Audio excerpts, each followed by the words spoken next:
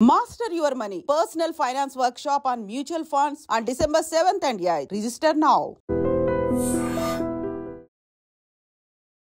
Hi hello నమస్తే welcome back to iDream Media. ఈరోజు మనతో ఉన్నారు సర్టిఫైడ్ ఫైనాన్షియల్ ప్లానర్ అయిన మాధవి రెడ్డి గారు. మ్యామ్తో మాట్లాడదాం F&Oకి సంబంధించిన అప్డేట్స్ అండ్ ముఖ్యంగా సెక్టర్ స్టాక్స్ సంబంధించిన అప్డేట్స్తో.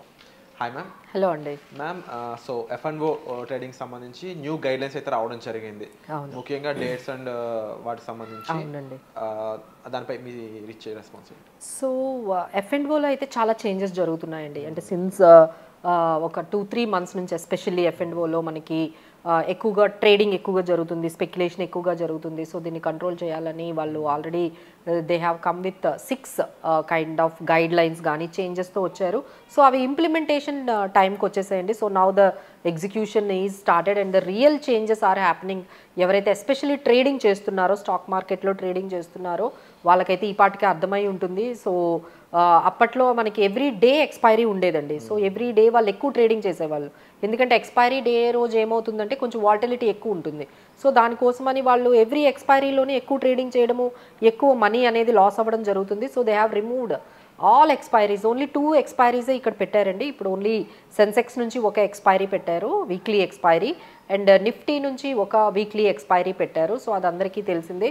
ఇప్పుడు ఏంటంటే డేస్ కూడా మార్చేశారండి. అంటే ఎప్పుడు ఎక్స్పైరీ డేస్ ఎప్పుడు ఎట్లా ఉండేవి అంటే వీక్లీకి ఎక్స్పైరీస్ కానీ, మంత్లీ ఎక్స్పైరీ కానీ, క్వార్టర్లీ ఎక్స్పైరీస్ కానీ, ఫ్రైడేస్ ఉండేవి, థర్స్డే ఉండేవి, ఇలా ఉండేవన్నమాట. ఇప్పుడు వాటిని అన్నిటిని ఏం చేశారంటే ట్యూస్డేకి పెట్టేశారండి. So everyone has to observe now all weekly contracts instead of Friday it is expiring on Tuesday. అలానే ఆల్ మంత్లీ కాంట్రాక్ట్స్ ఎప్పుడు ఫ్రైడే మీకు ఎక్స్పైరీ ఉండేది, ఇప్పుడు అది ట్యూస్డేకి తీసుకొచ్చేసారు. అలానే బ్యాంక్ సెన్సెక్స్ కూడా అప్పట్లో మండే థర్స్డే ఉండేవి, ఇప్పుడు అది ట్యూస్డేకి తీసుకొచ్చేసారు. సో అలానే క్వార్టర్లీ ఎక్స్పైరీస్ కూడా ఫ్రైడే ఉండేది. అంటే ఎప్పుడు ఏంటంటే డిఫరెంట్ ఎక్స్పైరీ డేస్ ఉండేవి, అంటే థర్స్డే కానీ, ఫ్రైడే కానీ, లేకపోతే మండే.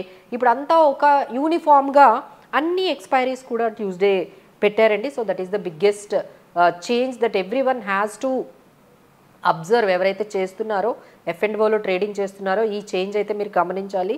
నెక్స్ట్ ఏంటంటే ఈ ఫ్యూచర్ అండ్ ఆప్షన్స్లో కొత్తగా ఒక 45 స్టాక్స్ యాడ్ చేశారండి. అంటే now you can have more options to trade, like Adani stocks కానీ, BSE, CAMS, CDSL, DMart, IRFC, Jio financial services, NCC, NHPC, yes bank, ఇలాంటి చాలా కొత్త స్టాక్స్ మనకి ఏంటంటేనండి BSEలో దాదాపుగా ఒక 7,000 స్టాక్స్ మనకి లిస్ట్ అయి ఉంటాయి.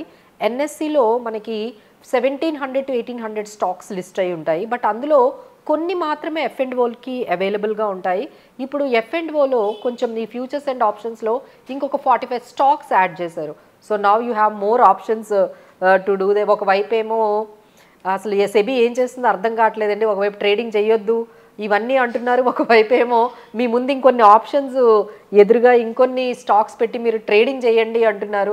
సో మద్యపానం ఆరోగ్యాన్ని నిషేధం అంటారు, కొత్త కొత్త బ్రాండ్స్ అన్ని. సో అలానే అనిపిస్తుందండి. ఇప్పటికే ట్రేడింగ్ వద్దు అంటున్నారు, మళ్ళీ ఒక 45 స్టాక్స్ F&Oలో పెట్టారు. సో ఇంకొంచెం ట్రేడింగ్ అనేది డెఫినెట్లీ ఇంట్రెస్ట్ ఉన్న వాళ్ళందరూ కూడా ఈ Jio finance, Paytm, yes bank, BSE, CAMS, CDS, IRFC ఇలాంటివి అన్నీ చాలా ఇంట్రెస్టింగ్ స్టాక్స్ యాడ్ చేయగానే every one would like to do some kind of entry in that new stocks. Let's see how the impact will be there for F&O trading. So and అలాగే ma'am ఈ మార్కెట్లో upcoming sectors ఏవి boom అయ్యే chance ఉందంటే? Definitely అండి. సో ఇప్పుడు ఏంటంటే ఇప్పుడు మార్కెట్స్ కొంచెం వాలటిలిటీ ఉన్నాయి. ఎప్పుడైనా సడన్గా మార్కెట్ కానీ తగ్గింది అంటే మీరు కొన్ని స్టాక్స్ యాడ్ చేసుకోవాలి అనుకునే వాళ్ళకైతే కొన్ని ఆప్షన్స్ ఉన్నాయండి. Especially pharma industry, pharma sector అయితే చాలా బాగుందండి. ఇండియాలో అయితే ఇది $130 బిలియన్ వరకు వెళ్తుంది, ఎందుకంటే మన దగ్గర నుంచి చాలా ఎక్స్పోర్ట్స్ ఫార్మా నుంచి అవుతూ ఉన్నాయి. 40-50% గ్రోత్ ఫార్మాలో ఉండబోతోంది అనేసి చాలా వస్తున్నాయండి. సో దాన్ని బట్టి మీరు సన్ ఫార్మా కానీ, సిప్లా, టొరంటోస్, డివీస్ ల్యాబ్ ఇలాంటి కొన్ని ఫార్మా స్టాక్స్ని అయితే మీరు యాడ్ చేసుకోవచ్చు. అలానే ఐటీ స్టాక్స్, అంటే ట్రంప్ ఎప్పుడైతే వచ్చారో కొంచెం ఐటీ స్టాక్స్ మళ్ళీ కొంచెం మూమెంట్ అనేది కనిపిస్తోంది. అలానే ఇప్పుడు ఎప్పుడైతే డాలర్ స్ట్రెంథనింగ్ అవుతూ ఉందో ఐటీ కంపెనీస్కి చాలా పాజిటివ్ అండి, ఎందుకంటే వాళ్ళ ప్రాజెక్ట్స్ అన్నీ కూడా యూఎస్లో మనకి ఉంటాయి కాబట్టి వాళ్ళకి పేమెంట్ అంతా కూడా యూఎస్ డాలర్స్లో అవుతుంది. So when ever dollar is increasing IT stocks అన్నిటికి కూడా పాజిటివ్ అనేది అవుతుంది. సో ఇలా ఐటీ స్టాక్స్ మనం చూసుకున్నట్లయితే Infosys, TCS, HCL, tech Mahindra ఇలాంటివన్నీ ఐటీ స్టాక్స్ కూడా కొంచెం మనం పెట్టొచ్చు. సో ఫైనల్గా మనం సెక్టార్స్ అన్నీ చూసుకుంటే ఫార్మా కానీ banking and financial services looking very interesting అండి. ఇన్సూరెన్స్లో కూడా కొన్ని చేంజెస్ తీసుకొస్తున్నారంటే అప్పట్లో ఇన్సూరెన్స్లో ఎఫ్డిఐ 74% అలౌ చేసేవాళ్ళు, ఇప్పుడు 100% ఎఫ్డిఐ అనేది అలౌ చేస్తున్నారు. అలానే ఇప్పుడు కొంచెం డిపాజిట్స్ కూడా పెరిగాయండి. అంటే మార్కెట్లో ఈ వాల్టిలిటీ ఉందనో ఇక గోల్డ్ ఇంకా కొనలేమనో రియల్ ఎస్టేట్ కూడా చాలా కాస్ట్లీ ఉందనో తెలియదు. అందరూ కొంచెం బ్యాంకుల్లో డిపాజిట్స్ అయితే కొంచెం పెంచినట్టుగా గవర్నమెంట్ ఆర్బీఐ నుంచి అయితే వచ్చింది. డిపాజిట్స్ అయితే ఇప్పుడు ఎఫ్డీస్లో బాగా పెడుతున్నారు అనేది. సో దానివల్ల కూడా మనం బ్యాంకింగ్ అండ్ ఫైనాన్షియల్ సర్వీసెస్ ఇండస్ట్రీలో అయితే కొంచెం పాజిటివ్గా వెళ్ళొచ్చు. అలానే chemical sectors and reality sectors also very good అండి. సో ఎవరైనా ఇన్వెస్ట్మెంట్స్ చేసుకోవాలి అనుకుంటే like pharma, BFSI, chemicals and రియాలిటీలో అయితే పెట్టుకోవచ్చు. అండ్ అలాగే మ్యామ్ ముఖ్యంగా ఈ సెక్టర్స్ చూసుకున్నప్పుడు ఏమవుతుందంటే రైట్ నో ఇప్పుడున్న మార్కెట్ సిచ్యువేషన్స్లో మీరు అన్నారు బ్యాంకింగ్లో ఎక్కువ వెళ్తున్నారు, ఎఫ్డీకి వెళ్తున్నారని చెప్పేసి. అండ్ ఇంకో పక్కన చూస్తే మనకి లాస్ట్ ఫ్యూ డేస్కి ఎఫ్ఐఐ సెల్ చేసిన టైంలో వినిపించిన విషయం ఏంటంటే ఎస్ఐపీలు 25,000 crores అనేది రావడం జరిగింది. సో వీళ్ళందరూ కూడా new investors, new coming investors. అవునండి, న్యూ ఇన్వెస్టర్స్ అనే చెప్పొచ్చండి. ఎందుకంటే ఎస్ఐపీస్కి వస్తున్నారు. తర్వాత కొంతమంది ఎవరైతే ఎగ్జిస్టింగ్ ఉన్నారో అంటే లైక్ 2-3 మీరు 2 years పెట్టారు, 3 years పెట్టారు, వాళ్ళంతా వెళ్ళిపోతున్నారు.